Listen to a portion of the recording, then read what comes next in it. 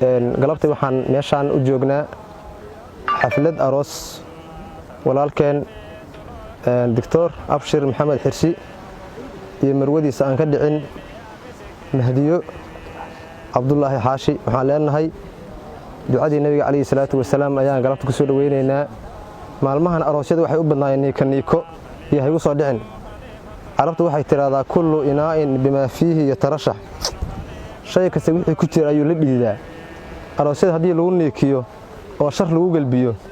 hadda waxay dhalahayaan gabdhuhu wax niikinaya laakiin salliga nabiga kaleey salaatu wasalaam iyo khayraadka haddii lagu soo dhaweeyo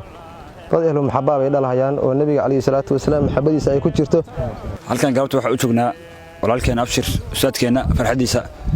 waxa galabta meeshaan yani dahaniyad iyo meher aroos uga dirayna walaalkeen Abshir waxa leenahay hambaliyo iyo walaasheen Mahdiyo Cabdullaahi Xaashi waxa leenahay runtii arooskii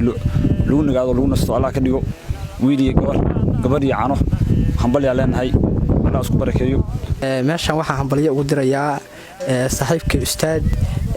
Abshir Maxamed Xirsi iyo marwadiisa Mahdiyo Cabdullaahi Xaashi waxaan ugu ducaynayaa ducadii rasuulku uu yiri barakallahu lakuma wa baraka alaykum wa jamaa baynakuma bil khayr waxa leenahay reerki jiro oo jiri doona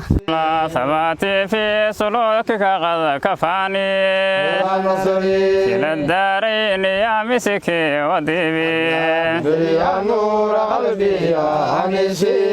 ya nasri ya ya diwan qulub Allah khalifatukum khalifatullah haqa nahnu khalifatul mawla al mujib ya nur qalbi يا أنيسي يا نصري يا ضاع يا ديوان